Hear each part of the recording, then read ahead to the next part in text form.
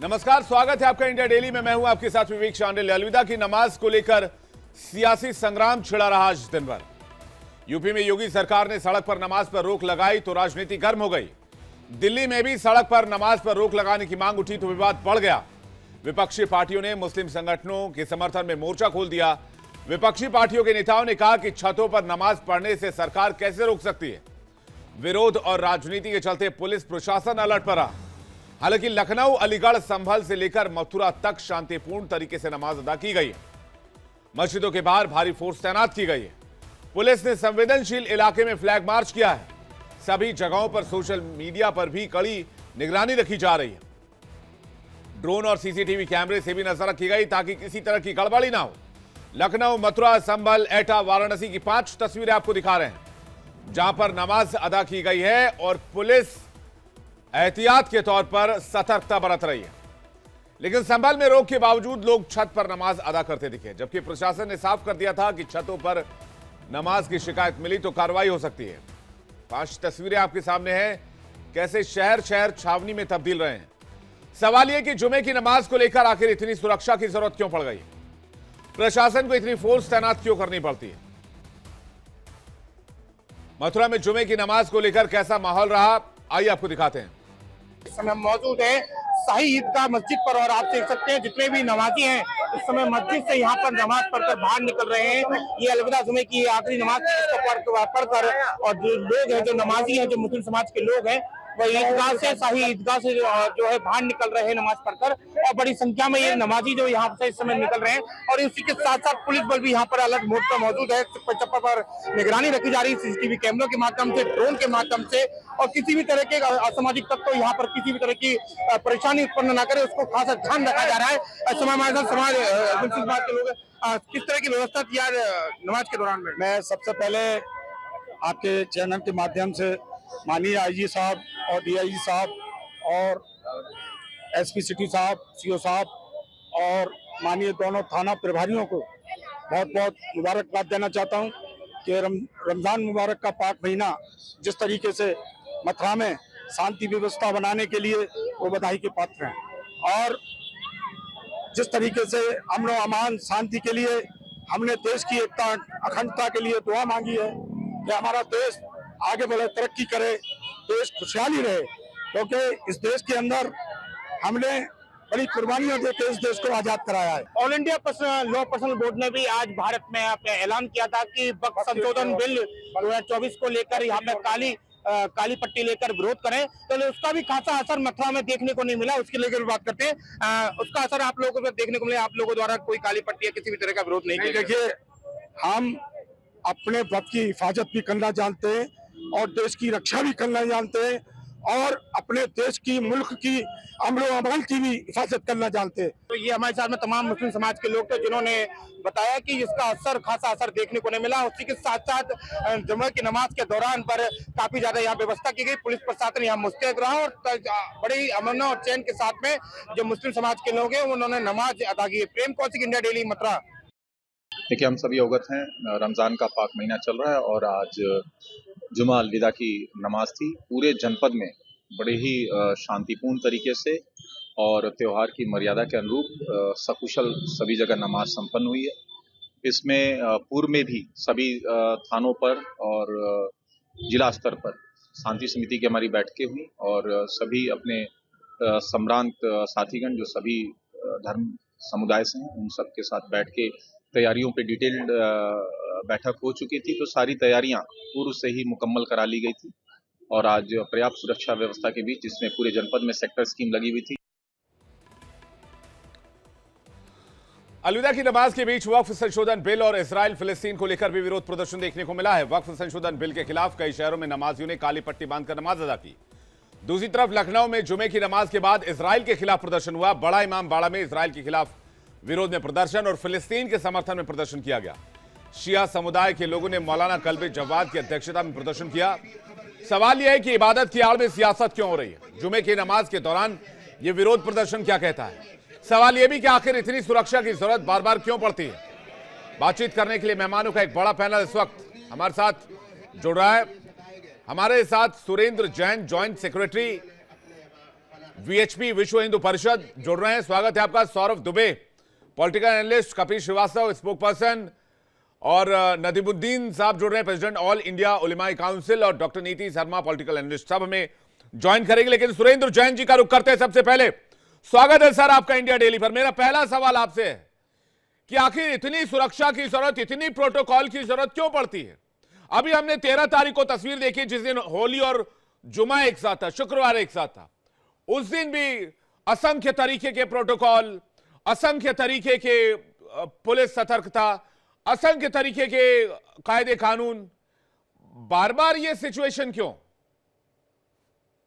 आज देश में अधिकांश जगह अलविदा की नमाज बड़ी शांति के साथ हुई। बंगाल में कुछ घटनाओं की जानकारी जरूर मिली, लेकिन संपूर्ण देश के अंदर तनाव था। जो चीज ओवैसी जैसे लोग चाहते थे, आज वो सफल नहीं हो पाए, और मुस्लिम समाज को भड़काकर देश के अंदर हिंसा पैदा करने का जो वो प्रयास करना चाहते थे, उसमें वो सफल नहीं हो पाए। ये बड़ा दुर्भाग्य है देश का। पूरे विश्व में अगर सबसे सुरक्षित मुस्लिम समाज कहीं है तो वो भारत में है।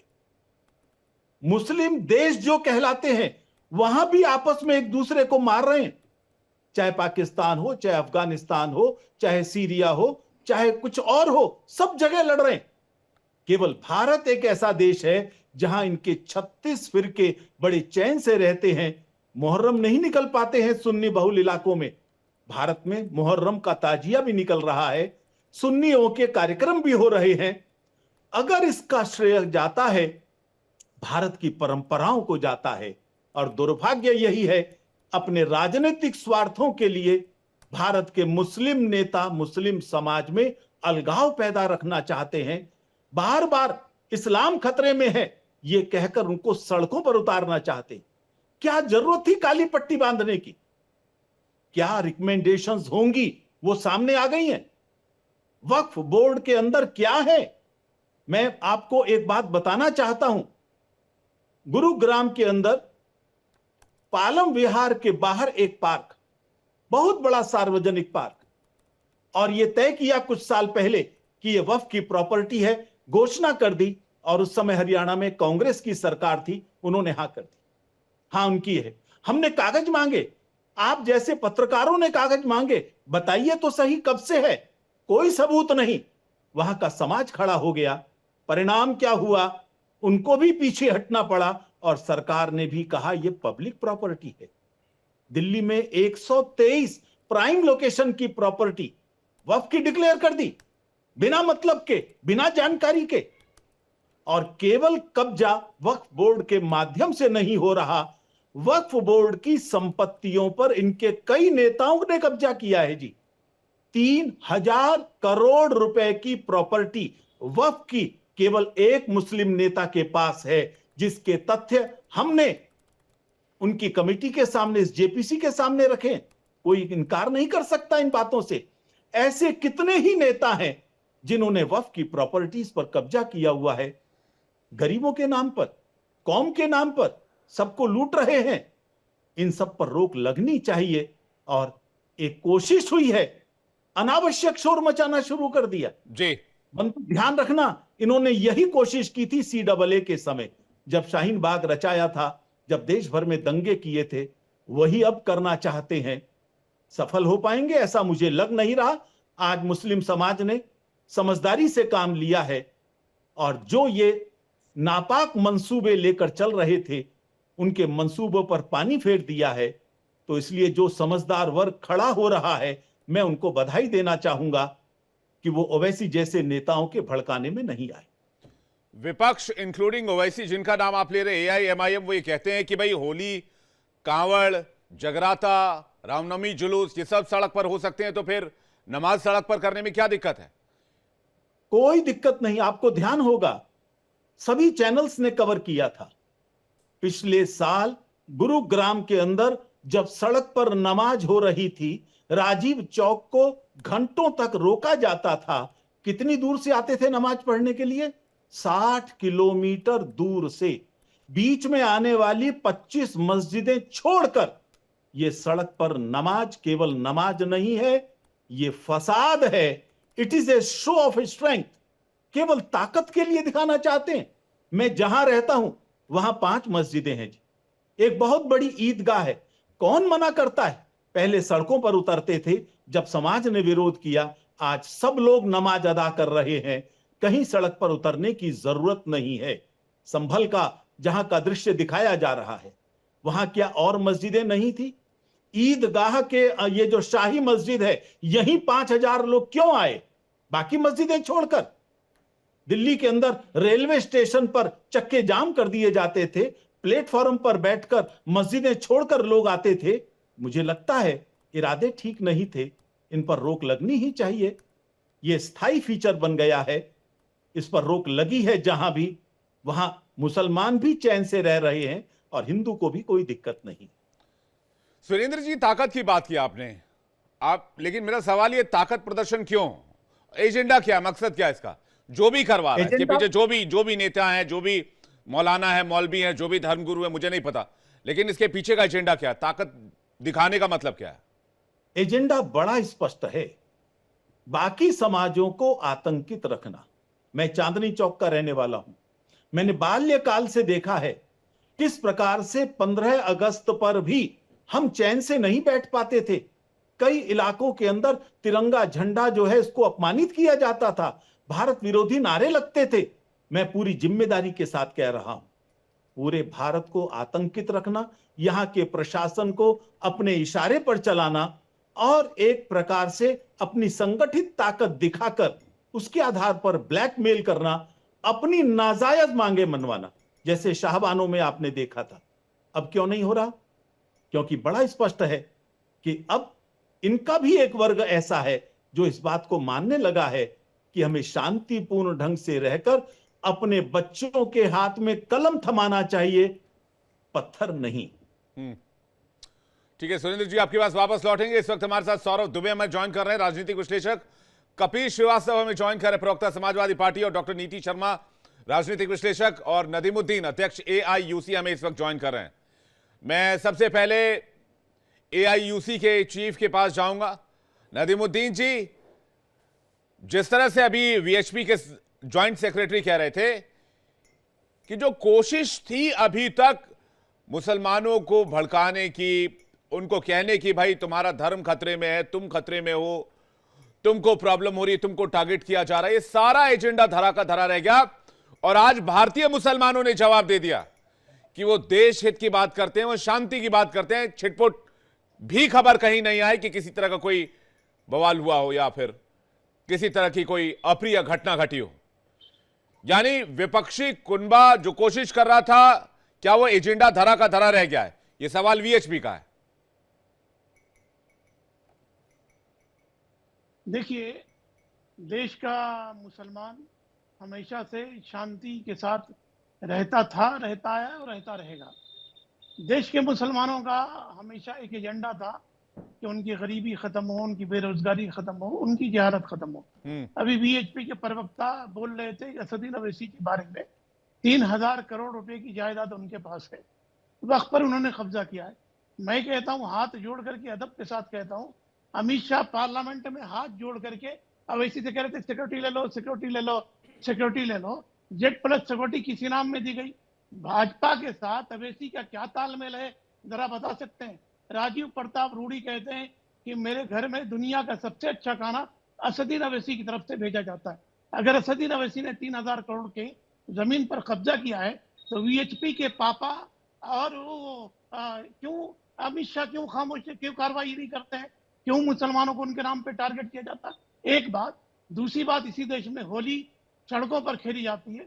इसी देश के अंदर जो है आपका जब ये होता है गणेश विसर्जन के टाइम पे, तेलंगाना से लेकर के मुंबई की सड़कें जाम कर दी जाती हैं। जब सड़कें किसकी होती हैं? होली खेल सकते हैं आप जो है गणेश विसर्जन में आप अपना फेस्टिवल, कांवड़ यात्रा चलता है, लोग फूल बरसाते हैं, चलना भी चाहिए, वहां आपको एतराज नहीं होता है। आपको भारत के किस संविधान में है कि छत पर लोग नमाज नहीं पढ़ सकते? आप उनका पासपोर्ट रद्द करेंगे? आप ये कैसे गैर संविधानिक काम कर रहे हैं आदित्यनाथ योगी? 8 साल से CM है, 8 साल 7 दिन हो गए, 8 दिन हो गए, 8 साल से कोई हमेशा दंगे की बात करते रहे, भड़काने की बात करते रहे, मुसलमानों गालियां देने की बात करते रहे।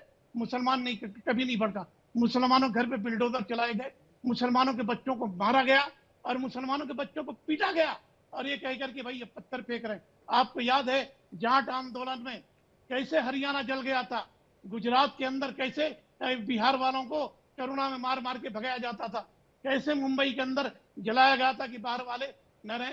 ऐसा कोई आंदोलन मुसलमानों ने देश में खड़ा किया? यही जंतर मंतर पर राम राम चिल्लाएंगे, मुल्ले काटे जाएंगे। क्या कार्रवाई हुई थी? मैं कहता हूं कि धर्म संसद ने कितने आपत्तिजनक बातें की थी, क्या कार्रवाई हुई थी? हमें कह रहे हैं कि देश का झंडे तिरंगे की बात करें। जो अंग्रेजों के वफादार, अंग्रेजों के जो गुलाम थे, वो हमसे वफादारी का सर्टिफिकेट पूछ रहे हैं। हमने इस देश के लिए लहू बहाया था, बहाया हूं और बहाऊंगा। ये देश हमारे बाप का है, हमारे पूर्वजों का है। हम बाबर के साथ नहीं आए, हम किसी के साथ नहीं आए। हम यहीं पर पले, यहीं पर बढ़े, यहीं के मिट्टी में मर जाएंगे, दफन हो जाएंगे अपने अपने देश के साथ। हमने कभी भी देश के साथ गद्दारी नहीं किया। इस देश के लिए हम मरे हैं और मरते रहेंगे। मैं एक बात और आपको बताना चाहता हूं, जल्दी से प्लीज। संभल का जो वाकया है, जुमा की नमाज के बाद ऐसा तांडव किया गया, फ्लैग मार्च किया गया मुसलमानों को डराने के लिए। अरे भाई, जुमा तो हमेशा से लोग पढ़ते आए, हमेशा शांति के साथ पढ़ते हैं। आपको किसने राइट दिया है पासपोर्ट रद्द करने का? क्या रोड पर, सड़कों पर होली खेलने वालों का आपने पासपोर्ट रद्द किया? नहीं, लेकिन मुसलमान पत्थर आप ये कह रहे हैं, ठीक है, थोड़ा सांस ले लीजिए, थोड़ा सा एक करके।